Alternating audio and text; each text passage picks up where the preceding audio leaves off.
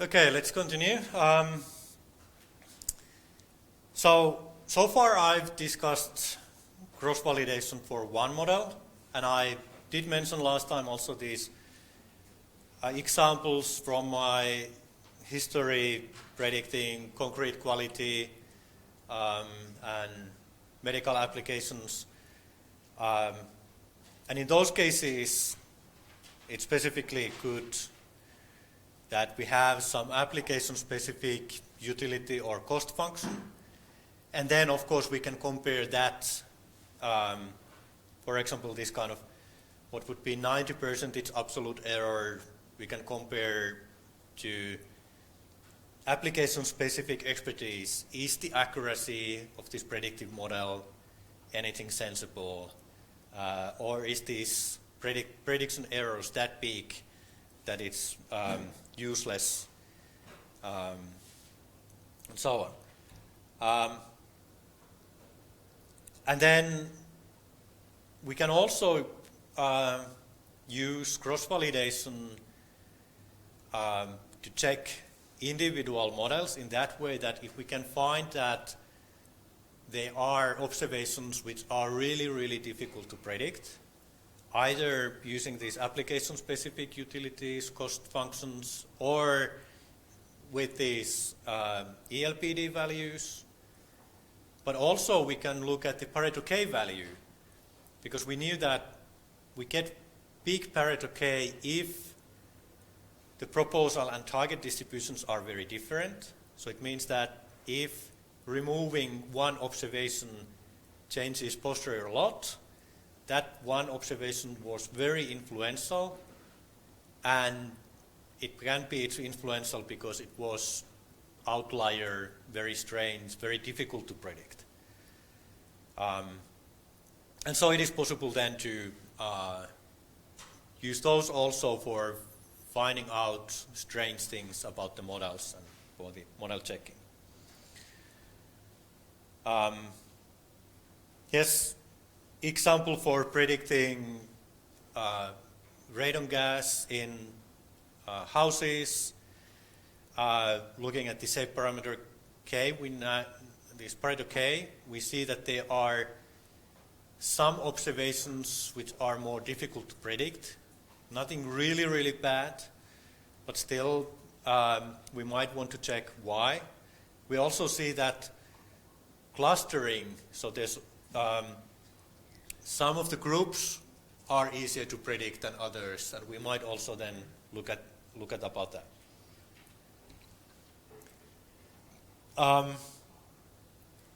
Then if we think about using cross-validation for comparing models, it's good to notice that sometimes we don't need cross-validation at all. Sometimes these posterior predictive checks I discussed last time are already sufficient to reject some models. This was the predicting the yields of mesquite bushes, and then you can see clearly that the PPC plot on the left-hand side shows that it's not somehow able to recover some property of the data, which in this case happened to be the kind of that it's always positive values, while if we then predict on the log scale, it is much closer in the this predictive distribution. So we can reject the left-hand side case just based on this, without cross-validation. And there are references where you can see more examples. But then if we can get this predictive performance measure for a single model, we can also do this for two models, and then choose the model which has better predictive performance. This is probability of switching well with high arsenic level in rural Bangladesh. And so there was arsenic in wells, and it had to be over certain level to be included in this study, and then asking that who had switched to different well. And if the next well was far away, then it was more likely that people would not change that well. And of course then also if it was kind of low, they did not necessarily change. And then we might be interested in also that is there other kind of variables which can predict this behavior. For example, now if we would have two models where the second model has additional education level, does that education affect the probability that they switch well? This is showing now individual log predictive density values, since these are probabilities, they are actually log predictive probability values for different wells and people, and then we can compute then the summary. So just summing all these values for model 1 and model 2, and we can see that there's different ELPD log value, and we would then favor the one which has higher value, which is then the model 2 with minus 1938. I did last time describe we can also compute these uncertainty estimates. These uncertainty estimates are for the single model, so it is the kind of the related to how much variability there is marginally for the model 1 or marginally for model 2. But as you can see, the observations are such that if there's a high log predictive probability for some observation, it's likely that it's also high log predictive probability for the other model. So if some observation is easy to predict with model 1, it's likely to be easy to predict with model 2, and we should take into account also this dependency. Just from this plot, it's difficult now to see, okay, then which one of the models kind of is better. We had the value showing that, okay, yes, on average, model 2 is better. And we can also then look the difference between these values. And this is what Lu compare function does. If we give the model 1 and model 2, by default now this Lu compare is such that it can be used also that you can give more models than just two models, and that's why it is then sorting them in order with the best on top, and ELPD difference to best is then for the best model is 0, and then for the rest models it would show different values. And so we can see that model 1 is worse than model 2 by 14.4 of these log predictive probability values, and for the difference then the standard error. And now we can see that, okay, this difference is relatively big compared to the uncertainty, and so adding education to the model improves predictive accuracy. And so we could say also then that, okay, education is meaningful in this case. Bit of warning that this uncertainty estimate here, it is of course also assuming that this difference, expectation of this difference would be, the uncertainty there would be well described by normal distribution, normal approximation. And we know that this is good. This SEDIF estimate is good only if the models are well specified in a way that we should always drop first models which are clearly bad based on posture predictive checking. And also we need relatively large number of observations. So in this case it was big enough that this is likely that this is working well. We are working in a paper which gives more information when we can trust these. But that's the kind of the reason why we don't automatically report for example, probability that model 2 would be better than model 1, because we know that there's still cases where this SEDIF might be not that good, and we need to add that kind of diagnostics that we can say when you should not trust this that much. But this is good anyway, in a way that if you have not very badly misspecified models and more than 100 observations, it's quite safe to use that standard error to estimate whether the difference is meaningful or big. I've been advocating cross-validation in that way, that assuming that even if we would have models which are not badly misspecified, even if the models would be relatively good, it's still we assume that we are not actually including the true model. I'm working with the problems where the actual phenomenon is so complicated that we are far from true model. And then there comes this issue that some of these model selection approaches assume that the true model is included. Bayes factor is one of those. And then it restricts that you can only use these kind of M-closed model selection in very simple cases. There's also predictive approach for M-closed case, which is not commonly used. And in a way that there are then these M-closed approaches, and some people advocate them because they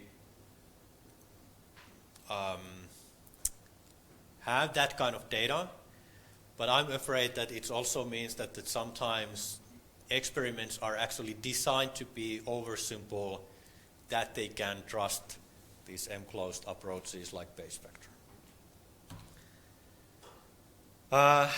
Sometimes it's also possible that we can look directly at the posterior distribution, whether if we add some parameter, whether that posterior distribution is that narrow and well defined that we can see that, oh yes, adding this is meaningful. And there's one case study showing simulations that how in those cases where this works, it is kind of can detect small differences better than cross-validation. The reason why I ended using mostly cross-validation and researching cross-validation was that already in the beginning I had these cases where looking at these marginal posteriors was not that clear. We might sometimes see something like this, that there's two different variables, linear model, marginal posterior distributions for coefficients look like this, and we would say, oh, they are overlapping 0. There's probably nothing interesting in these, but it's just possible that these two variables were actually correlating, and if they are correlating, also then the posterior distribution for the coefficients will be correlating, and the joint posterior density can be actually away from 0. So in this case, if we look just at the marginals, we might think that these are not away from 0. If we look jointly, we can see, yes, they have useful information, and jointly they are away from 0. And in this case, then it's possible to see change in predictive performance when we add these to the model. So there's, again, additional demos to watch. I will come back more about the variable selection in this case of that we have the correlating variables, what to do. I mentioned that, okay, we can look at these ELPD differences, and then there's the uncertainty estimate to that. And then there might be cases that what if that ELPD difference is quite small and we have uncertainty so that we are not actually certain which model is better than the other. What we do then?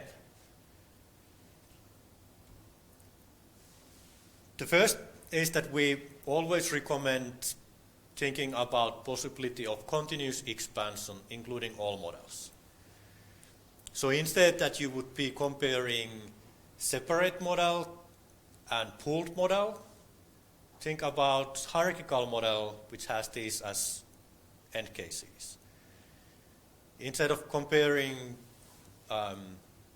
Gaussian and student T model or Poisson and negative binomial, choose the one which has the other as a special case. If we don't need to do variable selection, don't do it necessarily. Just add regularized Hosel prior, for example, which then has a continuous version of variable selection.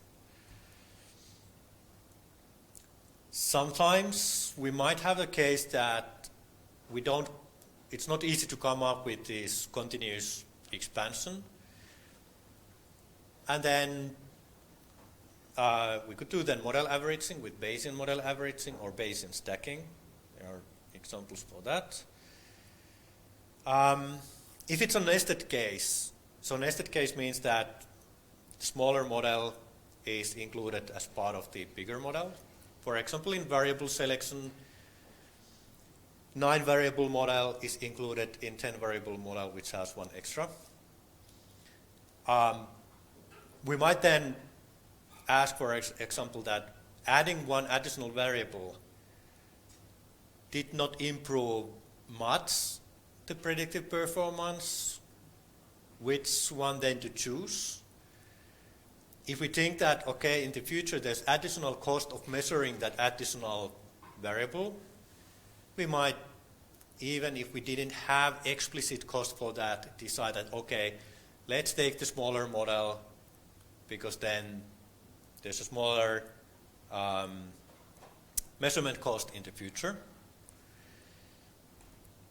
But if there's not that kind of even some wake cost associated, Bayes theory says that if we are uncertain whether to include something or not, we should integrate over that uncertainty.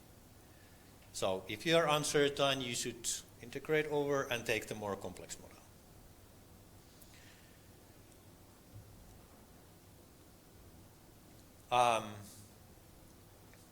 Model averaging, so we could take a bunch of separate models and average over them, and again, it's better if we can do it as a continuous model expansion. And then the model averaging is same as integrating over the model space. And then we have the stacking, which way work better than Bayesian model averaging, especially if we have this M open case where we know that none of the models is the true model.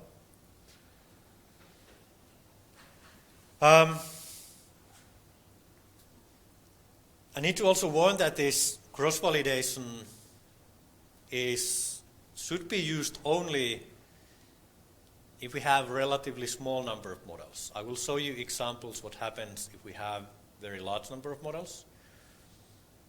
It can be used if the difference between models is clear. Then you can, in a way that if this one model is giving much, much better predictions, then it's likely that then even if we would do model averaging, the much worse would not contribute to that model average, so it can be dropped. But if we have a lot of models which have a similar predictive performance, we need to be more careful. The reason is that if we have a lot of models which have a similar predictive performance, and we know that there's some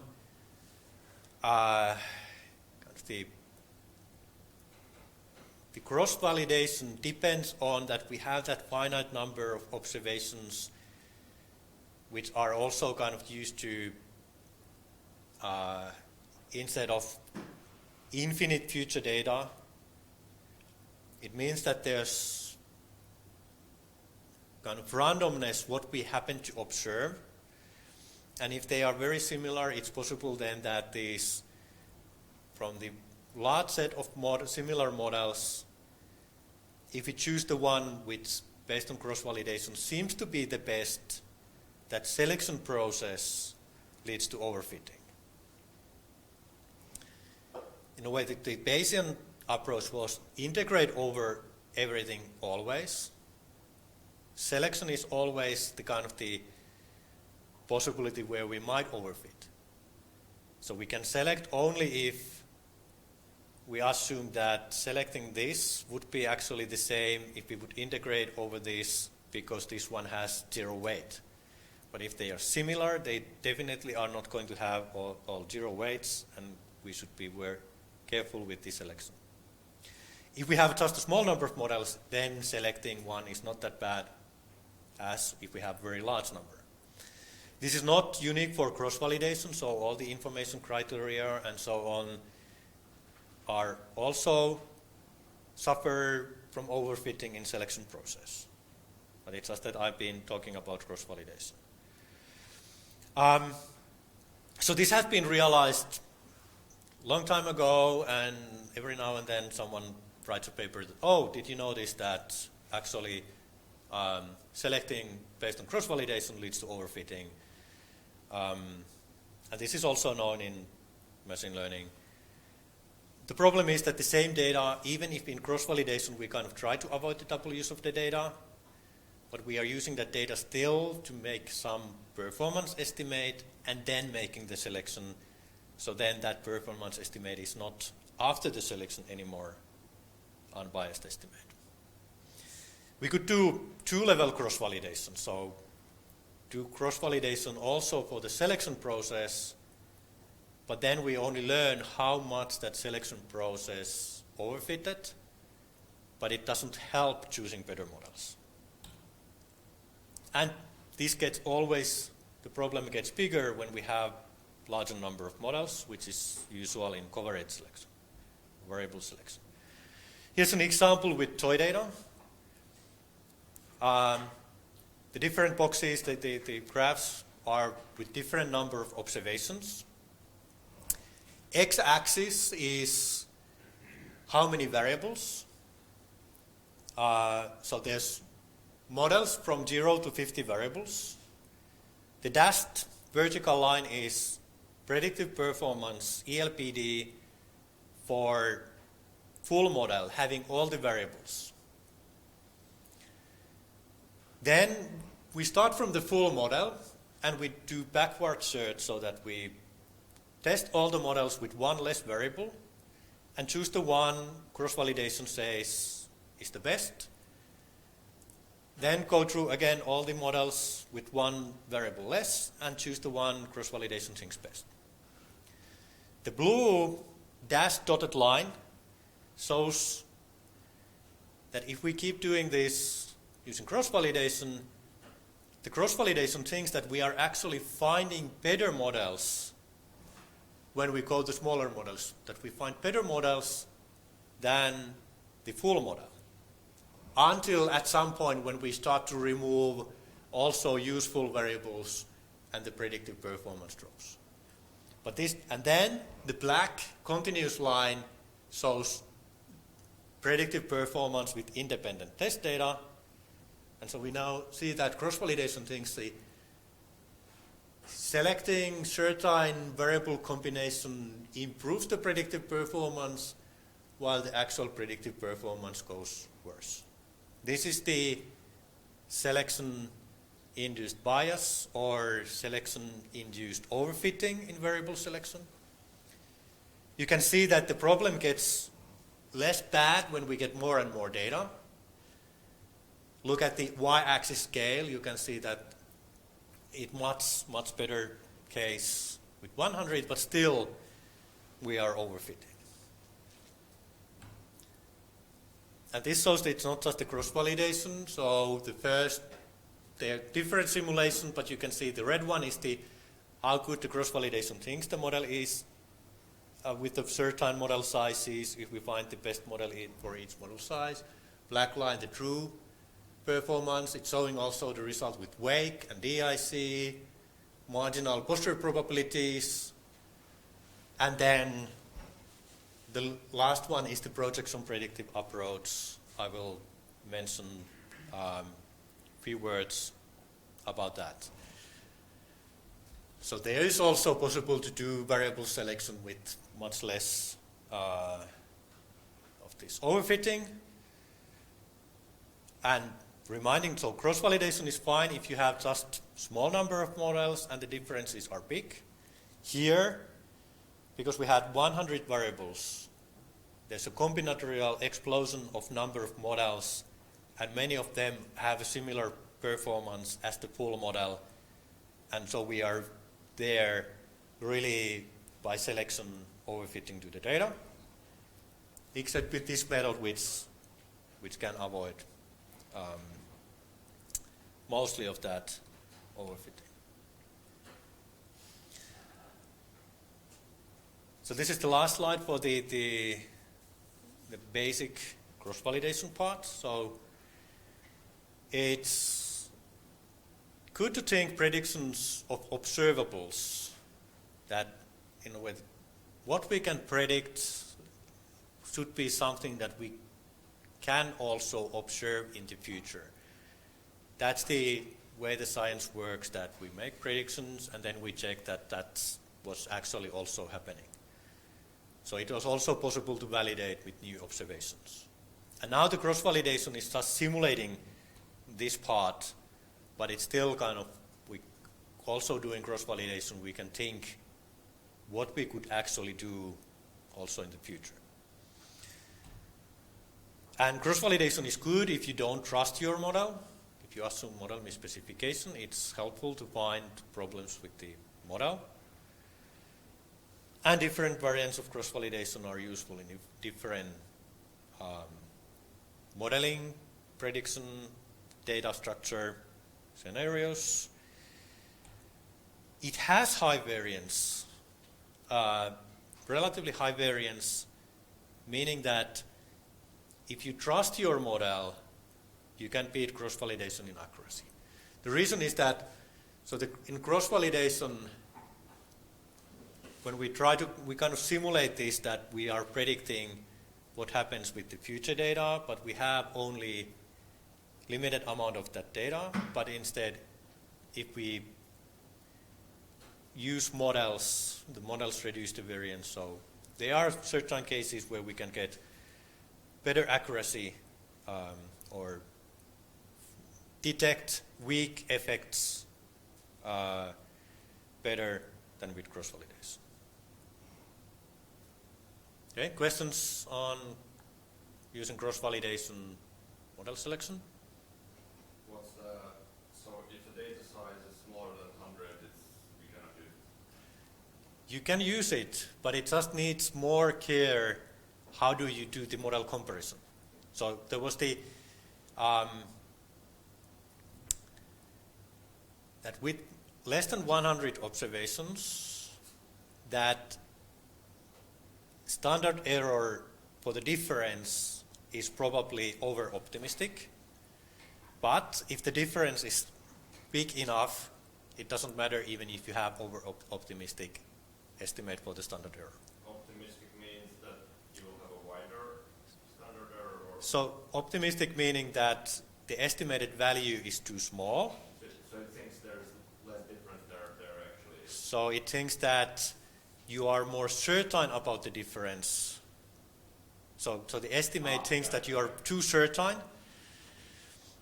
And then, so if you have less than 100 observations, you should probably, maybe for example, just multiply by 2 that standard error estimate. We will have later better diagnostics which say that kind of that how reliable it is in which case.